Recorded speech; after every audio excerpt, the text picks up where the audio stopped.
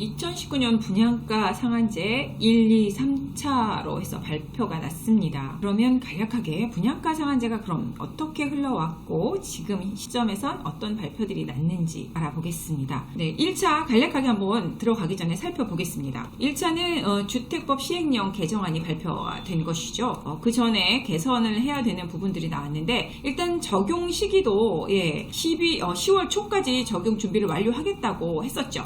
그대로 약속대로 간 것인데 이때만 해도 과연 할 것이냐, 시행을 할 것이냐 말 것이냐에 대한 논쟁이 많이 있었습니다. 어떻게 보면은 이미 발표를 8월에 하고 나서 주택 가격의 추이를 한번 본 거죠. 그런데 그 가격의 상승세가 꺾이지 않자 발표를 계속해서 2차, 3차 했다고 볼 수 있는데요. 그때 투기 과열지구 31곳에 관한 곳의 적용 지역을 대상으로 했고요. 그리고 그 전에 어떤 그 주택 분양가 상한제는 그 관리 처분이라든가 사업 시행 인가 시점으로 했다면 지금은 지금 입주자 모집 승인 신청을 하는 사업장부터 시작한다라는 적용 대상 지역을 규정했습니다. 그리고 적용 그 지정 기준이 이제 가장 큰 포인트가 1차에서 있었다고 볼 수가 있겠는데요. 지금 8월 10일 8.12 대책에 나온 개선 방안 자세히 살펴보고 간략하게 살펴보면 어떻게 바뀌었는지 흐름이 보이실 것 같습니다. 지금 보시는 것처럼 개선 부분만 보면 되는데요. 그 전에 좀 더 좁혔던 거죠. 3개월 직전이다 어쩌다 하는 것들이 그런 것들이 사라졌습니다. 그냥 크게 투기 가열지구로 지정된 지역이고 그 다음에 물가 상승률보다 현저히 높은 곳 이렇게 크게 범위를 더 완화했다고 봐야겠죠. 더 범위를 크게 완화시켰기 때문에 웬만한 곳은 다 적용을 할 수 있게 했다고 보면 되고요. 그리고 분양 가격은 기본 필수 조건입니다. 이런 지역에 나머지 그 3개의 어떤 선택 조건이 맞는다 그러면 적용을 하겠다라는 건데 지금 보면은 이미 지금 3차에 적용된 건 이 부분이에요. 분양 가격에 대한 부분이 적용이 됐다고 볼 수가 있겠는데요. 이 부분이 바로 물가 상승률보다 분양 가격 상승률이 2배 이상 초과할 때인데 한 4배 정도 초과했다라고 보고서는 3차를 발표한 것으로 보여집니다. 그런 지역을 위주로 했고요. 그리고 나머지는 다 좀 같습니다. 그 전 것까지. 그러니까 청약 경쟁률이 민간 같은 경우에는 5대1 그리고 공공택지 국민주택 규모는 10대 1이었던 것들 직전 2개월 그 다음에 거래량도 보면은 전년 동기 대비 20% 이상 증가가 했다 이런 것들인데 지금 가장 중요한 포인트는 분양 가격 부분에 포인트를 맞췄고 지금 3차에도 이 적용 기준이 맞아서 했다고 보시면 됩니다. 그리고 그 전매 제한에 대한 부분도 이때 명시를 했었는데요. 1차 때 했었는데 지금 대부분이 크게 보시면 되는데요. 너무 복잡하게 보실 필요 없으십니다. 그러니까 크게 공공택지와 민간택지로 나눌 수 있었고요. 그 전에는 그냥 3년 대부분 3, 4년 정도였었습니다. 왜냐면 한 85%에서 100% 그 이하로 많이 낮은 그 가격들은 없었기 때문에 이 정도라고 보면 돼요. 인근 시세 퍼센트로 보는 거기 때문에 대부분 분양 가격들이 높았죠.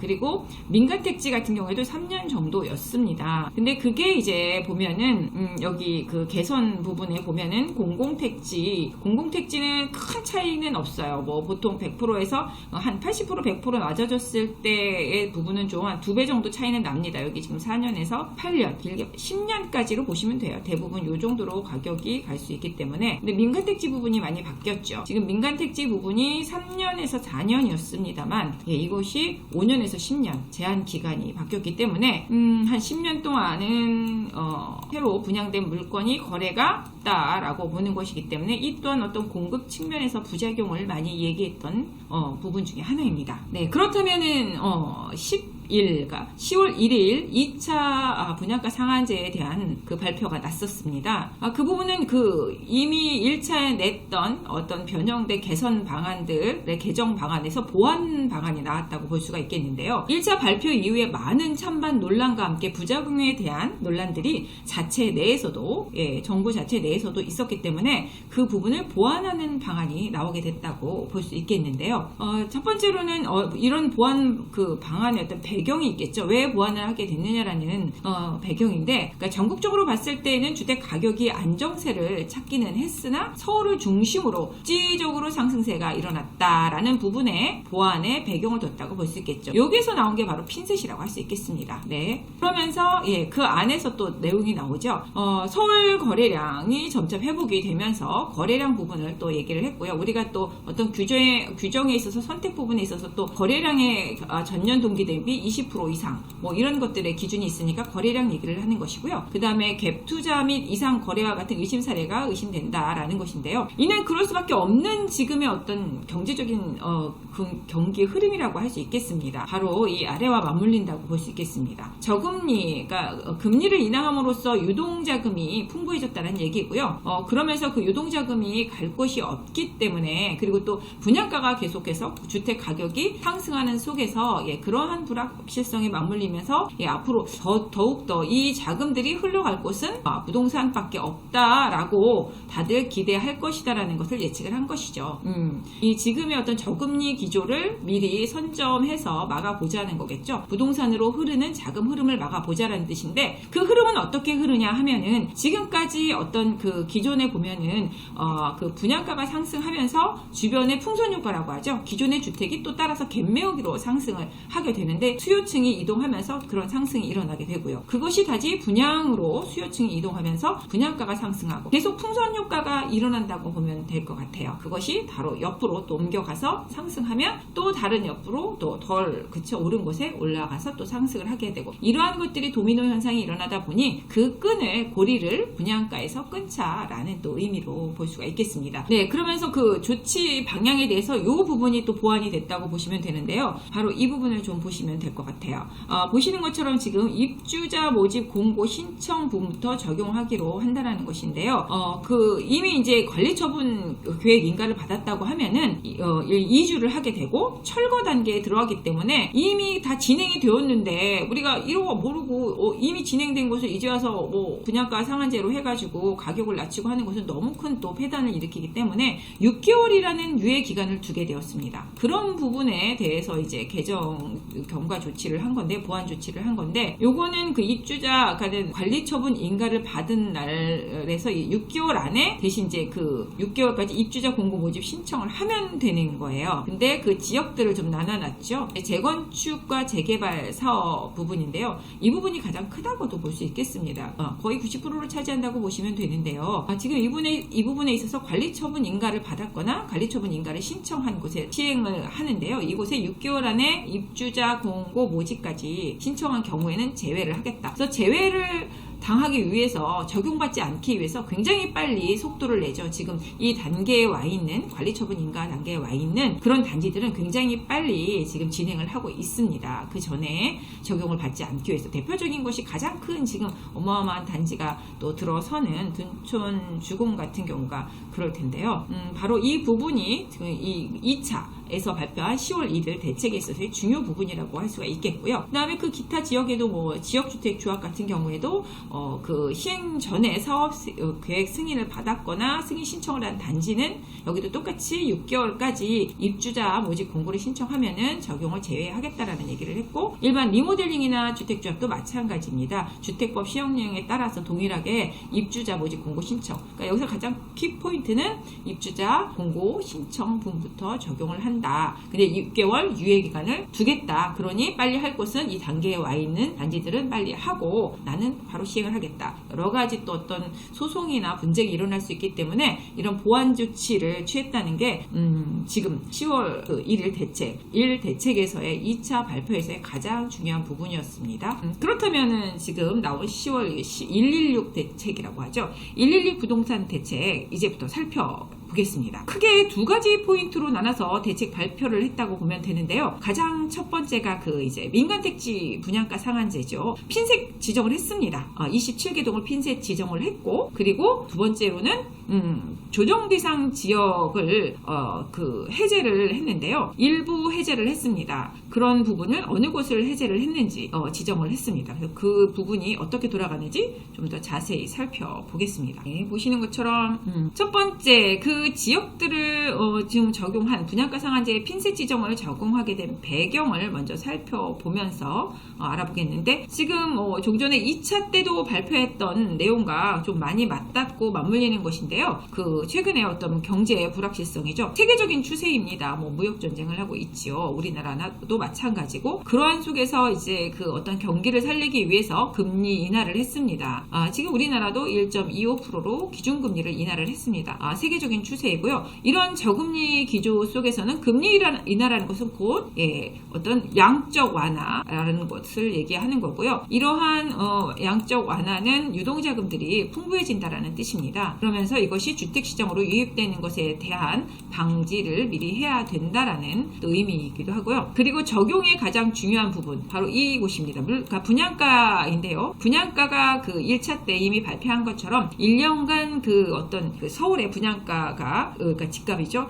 분양가가 물가 상승률의 2배 이상일 때 적용을 한다고 했는데, 지금 2배가 아니라 4배 이상이 되었다라는 것 때문에 당연히 적용이 된다라는 것입니다. 그러니까 기준 요건 하나가 이미 맞춰졌기 때문에 될 수밖에 없는 배경을 명시를 했고요. 그 다음에 이러한 취지는 바로 어떤 것이냐에 대한 부분입니다.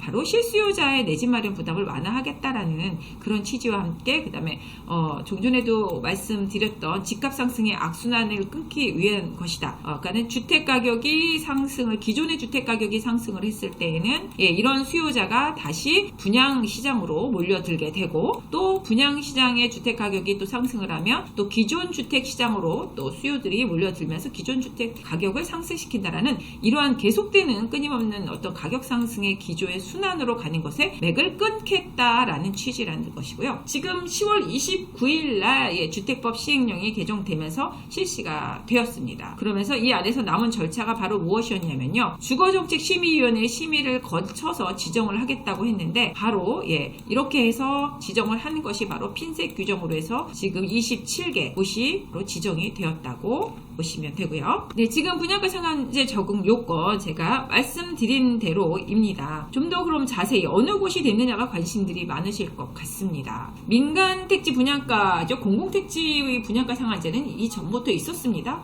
민간 택지 분양가 상한제라는 부분이 가장 큰 포인트가 될 수가 있겠는데요. 이곳에 27개 동을 지금 지정을 했는데, 크게 보면 우리가 보통 알고 있는 곳들이에요. 지금 보시는 것처럼 국토부의 어떤 주거심의위원회 심의 의결을 거쳐서 나온 것입니다. 보시면 전체 강남 4구죠. 강남구, 서초구, 송파구 이렇게 하고 강동구까지 강남 4구가 들어갔고요. 마용성이 들어갔습니다. 근데 의외의 곳이 하는 곳이 있었어요. 바로 영등포구가 포함이 됐다는 것은 예상하지 않았던 지역이었습니다만, 영등포 안에 사실은 여의도 같은 경우에는 대부분의 아파트들이, 아니 모든 아파트들이 여의도 안에는 70년대 것도 있기 때문에 재건축에 대한 압박을 받고 있는 곳이기 때문에 미리 선정을 한 것 같습니다. 그래서 지금 좀 더 강남구 안에서도 강남하고 송파 지역이 가장 많아요. 8개씩 있고, 바로 그곳에 바로 재건축이 일어날 아파트들의 단지들이 있는 곳이죠. 큰 단지들이 있는 곳인데, 그게 바로 개포나 대치, 도곡, 삼성, 압구정, 역삼, 일원, 청담, 이곳에 바로 오래된 주택들, 80년대 주택들이 몰려 있는 곳입니다. 어마어마하죠, 물량들이. 그래서 지정을 해놨고요. 그다음에 서초구에도 반포 일대에는 지금 경남이라든가 이런 재건축을 이미 하고 있고, 그건 이미 진행이 됐고, 나올 곳이 또 방배는 6개 구역이 재건축이 일어나는 지역입니다. 주택단지 당연하고요. 그다음에 서초구 일대에도 작은 개나리니 뭐니 해서 작은 지금 단지들이 재건축을 해야 될 것, 지능아파트 등 많습니다. 잠원동도 마찬가지고, 송파구도 또 어마하죠. 송파구 잠실주공 5단지가 2018년도에 주택가격 상승에 그 견인 역할을 했다고 볼 수가 있는데요. 바로 그 잠실과 그 다음에 그 이외에 가락동이라든가 문정동 일대에도 헬로시티가 또 가격 상승 요인이 되기도 했었습니다. 그리고 신천, 송파, 마천, 방위 5구 이런 지역들, 송파 지역들 모두 포함이 되었고요. 강동은 둔촌 주공 때문에도 이슈가 되는 곳 중에 하나입니다만 둔촌 주공은 이 지금 분양가 상한제를 피해갈 것 같습니다. 그 6개월 안에 그 모집 공고를 할 것 같습니다. 그렇다고 하면 둔촌 주공에 이 지정을 한 거는 조금 의미가 없지 않나라는 저의 사견이 좀 들어갑니다. 통과를 분양가 상한제를 이미 통과해서 적용을 받지 않을 가능성이 높기 때문에 큰 단지인데요. 근데 길동 같은 경우에는 지금 재건축을 해야 될 단지들이 많이 있습니다만 이 지역에 또 9호선 3단계까지 완공이 되었죠. 지금 그 보훈병원까지. 근데 이게 아마 길동 쪽으로 해서 이렇게 지나가는 4단계를 9호선 4단계를 기다리고 있어요. 그러다 보니 이쪽도 가격들이 상승하는 또 새로운 신도시가 생기는 듯한 느낌이 바로 강동구인데요. 뭐 고덕 주공들이 계속해서 또 재건축을 하고 있기도 하고 그러다 보니 이곳을 또 지정하게 된 것 같고요. 여의도 말씀드렸고 마포는 뭐니뭐니 해도 또 아현동 일대입니다. 뭐 부가현부터 해서 그 마레프라고 하죠. 상당히 가격을 또 올리는 지역이 바로 아현동 지역인데 아니나 다를까 그곳을 또 지정을 했습니다. 용산 뭐 두개동 누구나 다 예상을 했었을 겁니다. 용산은 지금 한남 뉴타운 한 20년 걸린 어마어마한 시간의 고뇌를 겪었던 바로 뭐 한남 뉴타운이 바로 용산 안에 있기 때문에 한남동과 보강동 일대가 당연히 규제 안에 들어갔을 건 당연한 거였고요. 성수동 성수동에서 성수동 1가죠. 이것 또한 또 계속 주목을 받고 있는 곳이기 때문에 전체적으로 지도를 보시면은 아실 거예요. 대부분이 강남 쪽으로 포진되어 있다라는 거 보이시나요? 네, 강남 쪽으로. 그렇지 않으면 업무 지역 중심 지역과 한강변을 중심 이렇게 포진됐다는 거. 우리가 평소에 어떤 뭐 부동산 그 투자를 할 때에도 강북보다는 강남 쪽을 많이 선호하게 되고 남보다는 또 서하고 동이 있으면 동쪽을 선호하게 되고 그렇게 좀 하죠. 그 다음에 강을 중심으로 있으면 강 가까이 북쪽에서는 남쪽으로 내려와야 되고요. 남쪽에서는 북쪽으로 올라가야 되는 강을 중심으로 밀집되어 있는 그런 지역들이 지금까지 주택 가격을 상승시켰던 게 사실이고요. 그러다 보니 규제도 그런 지역들 중심으로 핀셋 지정을 했다라는 분석을 할 수 있겠습니다. 지금 조정 대상 지역을 일부 지역 해제를 했습니다. 근데 이제 부산 지역 같은 경우에는 전부 해제를 했어요. 부산에는 뭐 아시겠지만 그 조정 지역으로 들어간 것이 동래구하고 수영구, 해운대구가 있었습니다. 그것이 모두 해제가 된 거는 지금까지 어떤 그 변동률을 보니까 주택가격 변동률을 보니 다 마이너스 되었습니다. 동래구도 한 마이너스 2.44%였고요. 그 다음에 수영구도 마이너스 1.11%, 그 다음에 해운대구도 마이너스 4.51% 정도 됐습니다. 이런 지역들은 해제를 했고요. 그 다음에 고양도 마찬가지였어요. 고양도 마이너스 0.96%로 해서 고양도 해제를 하게 되었습니다. 근데 중요한 거는 고양시뿐만 아니라 그 남양주 일대 그 부분도 적어도 해제를 한 부분이 바로 크게 보면은 부산, 남양주, 뭐 고양 뭐 이런 부분이었는데 거기에서 일부는 근데 다시 포함을 시켰어요. 전부를 할 수는 없었는데 그 포함을 시킨 부분을 좀 더 자세히 분석해 볼게요. 지금 고양시 같은 경우에 해제를 전부 한 게 아니라 일부는 해제를 하지 않은 지역이에요. 이거 해제한 지역이 아닙니다. 고양시 전부 해제한 거 아니고 이 일부는 7개예요. 고양시 아마 7개 지역일 텐데 이 7개 지역은 그대로 적용을 하는데 뭐 삼송 택지지구나, 그다음에 원흥, 지축, 향동, 뭐 덕은, 그다음에 킨텍스, 그다음에 고양 뭐 관광문화단지 이곳의 공통점은 개발 호재가 있다는 거죠. 우리가 항상 뭐 주택 가격을 올라갈 것이냐라는 미래 전망을 할 때에 그 개발 호재를 많이 들죠. 특히 GTX입니다. GTX A 노선이 가장 빠르게 진행이 되기 때문에 GTX A 노선이 들어가는 그런 지역과 그 다음에 가만히 보시면 그 3기 신도시도 같이 발표를 했다는 거를 아시죠? 분양가 상한제와 함께 3기 신도시를 발표를 했을 때 들어가는 게 뭐 창릉이 있었고 그 다음에 뭐 왕숙이 있었고 계양이 있었고 그런데 창릉 신도시보다 앞에 있는 창릉 신도시보다 앞쪽에 있는 지역들이에요. 그 택지지구 쪽에 보면은 향동이라든가 뭐 덕은, 원흥. 근데 또 킨텍스나 삼성 이런 곳은 또 GTX가 들어가고, 그러니까 GTX A 노선이 들어가거나 창릉보다 서울 쪽, 그러니까 서울에서 도심권에서 가까운 지역은 제외했다라고 간단하게 생각하시면 돼요. 그리고 남양주 쪽, 남양주 쪽도 보시면 그 우리가 남양주 쪽에도 지금 왕숙의 3기 신도시 또 들어간다라는 발표를 했었고, 그다음에 진건도 있고 많이 있죠. 많은 또 주택들이 제가 신도시들이 들어오는데 3기 신도시들이 요 다산하고 별내는 제외를 했어요. 그 이유는 뭘까요? 네, 맞습니다. 왕숙보다 서울에 더 인접해, 왕숙 앞쪽에 서울에 인접한 지역이에요. 서울 인접 신도시이기 때문에 왕숙의 3기 신도시를 공급한다 해도 영향을 받지 않을 것이다라는 예측에서 이곳은 제외를 한 거죠. 네, 지금까지 1차, 2차 간단히 살펴보고 3차 116 부동산 대책 좀 더 자세히 살펴봤습니다. 여전히 얘기하는 거지만 분양가 상한제 참 좋습니다. 연결고리를 끊는 거는 맞는데 그에 따른 어떤 부작용 문제라는 건 꼭 있기 마련이라 조금 안타깝긴 한데요. 그거에 대한 완충 또 자세한 내용들은 더 있었습니다. 근데 지금 앞으로 부동산 시장 흐름 중요하죠. 우리가 알고 있으면서 흐름은 어떻게 갈 것인가를 한번 알아본다고 하면은 일단 로또 청약이 된다는 건 아시기 때문에 가점 잘 챙겨 보시고요. 청약하실 수 있는 분들은 최대한 활용을 하는 것이 기회에 있는 것은 맞습니다. 그리고 조금 안타깝긴 하지만 낮은 품질의 주택이 공급이 될까라는 우려를 하는데요. 이 부분도 정부는 최대한 주택 품질을 위해서 그에 따른 가산비는 책정을 할 것이니 걱정하지 말라고 했으니 한번 지켜보는 걸로 하고요. 가장 중요한 거는 우리가 또 청약을 하려면 무주택이어야 하기 때문에 맞물립니다. 그 주택 실수요자들이 매매로 그 전환을 하지 않고 전세로 그대로 있으면서 전세가가 상승할 수 있다라는 예측을 할 수 있습니다. 그래서 전세가가 상승을 하는 건 주택 가격을 또 상승시키는 요인이 되기 때문에 좀 이것도 딜레마라고 할 수가 있겠고요. 일단 그리고 조합원들이 추가 분담금이 상승한다는 건 당연한 거겠죠. 우리가 보통 일반 분양을 한다는 건 조합원들의 그 어떤 건축비를 일반 분양가에 포함시켜서 하는 것이기 때문에 그 상한제를 한다면 그만큼 추가 분담금이 커질 수밖에 없기 때문에 대부분은 아마 눈치 보기로 버티기를 할 것이고 그러다 보면 공급이 위축된다라는 것이 가장 큰 분양가 상한제의 어떤 그 부작용이라고 할 수 있는데 이 부분이 어떻게 흘러갈지를 좀 살펴봐야 될 것 같습니다. 거기에다가 이 부분도 좀 자세히 보셔야 돼요. 전매 제한 제가 살펴드렸습니다만 그 10년 이내 그 아파트들이 상승할 수 있는 요인이 되죠. 왜냐하면 그 로또에 청약 당첨이 됐다 해도 이게 지금 10년까지는 매도를 할 수 없어요. 그럼 10년 동안 공급이 묶인다는 얘기입니다.